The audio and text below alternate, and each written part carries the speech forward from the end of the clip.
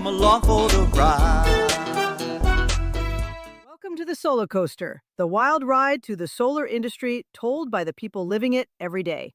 I'm Anna Covert. And I'm Alex Herrera. The United States has introduced a major Section 232 framework for solar imports. And this one targets polysilicon, wafers, cells, modules, and pricing across the supply chain. The goal is direct: stop imported solar equipment from undercutting U.S. manufacturing costs. It does that with minimum import prices of 15% tariff and specific duties. So this is not just another tariff announcement. Right? It creates hard price floors at several stages of solar production. The baseline floor is $21 per kilogram for polysilicon. For ingots and wafers, the baseline is $100 per kilogram. For solar cells, the floor is 22 cents per watt.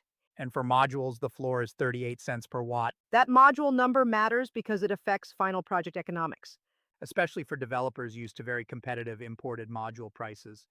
The framework also says these minimum prices can only move upward. And that makes the policy more than a temporary market adjustment. Commerce can raise the levels quickly if domestic manufacturers say support is insufficient. And that could happen before the 120-day implementation window ends. This gives domestic manufacturers a direct channel into future price floor decisions. It also creates uncertainty for importers, developers, and procurement teams. The U.S. module manufacturing base has expanded sharply. Reported operational module capacity is now 65.5 gigawatts. Actual domestic module production is roughly 70% of annual installation demand. But the market still imported 32 gigawatts of modules to meet timelines and inventory needs. That shows the domestic build-out is real, but not fully sufficient. The bigger bottleneck is cells, not modules. Operational domestic cell manufacturing capacity is only 3.2 gigawatts. And more than 90% of cells used in U.S. module production are imported. So domestic module assembly still depends heavily on overseas cell supply. That dependence is exactly where the new framework creates pressure. A U.S. module maker using foreign cells or wafers faces a hard pricing constraint. It cannot sell the finished module below 38 cents per watt. That may protect domestic economics, but it may also lift system costs. Intertek CEA expects crystalline silicon module imports to largely cease after the exclusion period. If that happens, the market shifts toward domestic module assembly with imported cells. But that shift still leaves the cell bottleneck unresolved. Enforcement is also a major feature of this policy. Customs and Border Protection will coordinate directly with Commerce. They will use historical declared import data to audit entries. And the aim is to stop producers from simply manipulating declared import values. Importers that fail documentation standards face a severe penalty. They could be permanently barred from importing covered solar goods. That makes compliance a strategic issue, not just paperwork. Contracts signed before August 6 get limited treatment, Fixed-term, time-limited contracts can bypass the minimum import price rules. but they may still be subject to the 15% tariff. And parties cannot restructure those contracts after the proclamation date. That prevents firms from using old contracts as loopholes. There are also no general countrywide exemptions. That includes major production hubs such as Vietnam. Bilateral deals are possible, but they would be managed trade arrangements. Those would involve volume quotas matched to domestic market needs. So broad tariff exemptions are not the direction here. The reaction from industry is sharply divided. Domestic manufacturers praise the policy as support for supply chain independence. Silfab's leadership framed it as leveling the playing field for U.S. expansion. T1 Energy also welcomed the action as a win for American manufacturing. That company is building a solar supply chain in the United States. Its plans include a $510 million cell facility in Rockdale, Texas. That facility is described as 2.1 gigawatts, with first production expected in early 2027. Manufacturers see this framework as protection for large capital commitments. Developers and clean energy trade groups see the risks differently. CIA, ACORI, and ACP filed opposition comments before the proclamation. They urged Commerce to find other ways to support domestic polysilicon production. Their concern is that broad national security tariffs could raise costs. SEIA warned that tariffs and price floors create new challenges for manufacturers. It also warned of higher energy costs for families and businesses. At the same time, SEIA noted domestic manufacturing incentives in the proclamation. Those incentives may help offset some cost pressures, but the scale is uncertain. Intertek CEA expects domestic module prices around 35 cents per watt. That assumes suppliers preserve historical margins. Integrated suppliers with non-duty overseas cell sources may keep advantages. Their expected range is roughly 30 to 33 cents per watt. Pure U.S. module assemblers without in-house cells could face severe margin pressure. That is a key irony in this policy. It supports domestic manufacturing, but not every domestic manufacturer benefits equally. Companies with deeper supply chains may be better positioned. Companies assembling modules from imported cells may feel squeezed, The policy tries to build a full domestic supply chain. but cells, ingots, wafers, and polysilicon take time and capital. Intertech CEA expects minimal new U.S. cell or ingot wafer factory announcements. That is because construction timelines are long. New facilities could come online near 2028 to 2030. That timing overlaps with the phase-out of Section 45X manufacturing tax credits.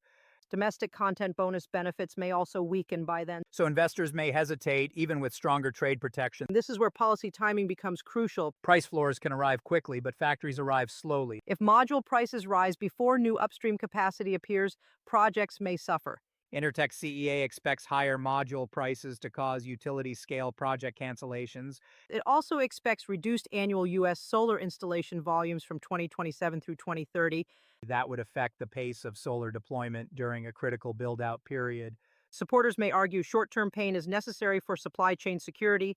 Critics may argue slower deployment undermines affordability and clean energy goals. Both arguments are visible in the sector's reaction. The policy is not simply pro-solar or anti-solar, It favors one vision of solar growth, domestic manufacturing first. and it puts less emphasis on lowest-cost deployment through imports. The national security framing also matters. Section 232 actions are usually harder to unwind than ordinary policy measures. Industry policy experts expect this framework to endure long-term.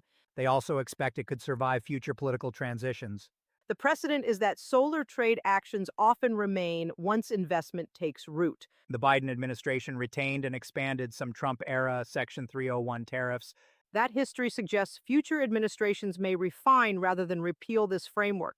Especially if it drives verified capital into domestic cells and wafers. But that remains a conditional outcome. The policy must actually stimulate investment where the bottlenecks are.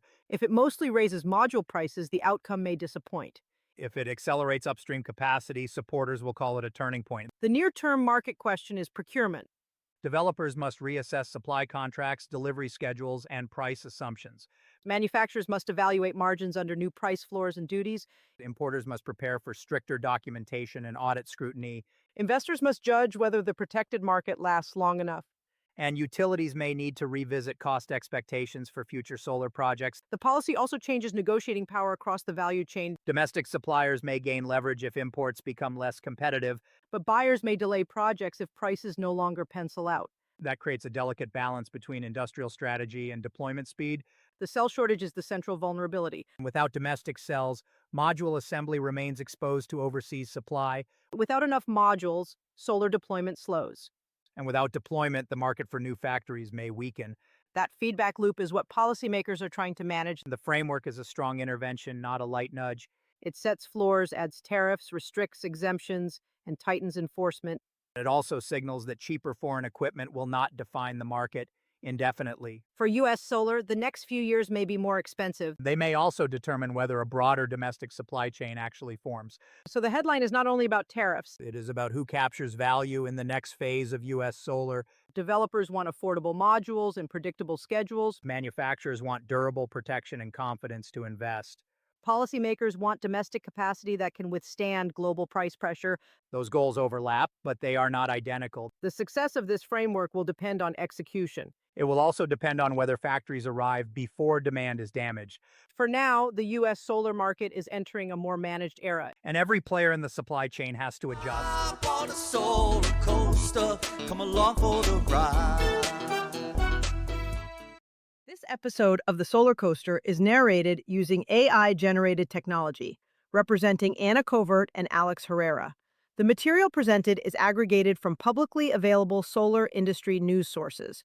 All commentary reflects reported industry developments and does not constitute personal opinions, investment advice, or endorsements by the hosts or Solar producers. Coaster is proudly sponsored by Sun Energy Today, redefining what solar means for business and infrastructure.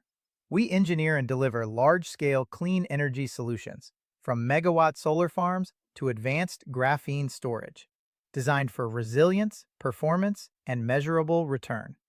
Sun Energy Today, built to power what's next. Learn more at sunenergytoday.com.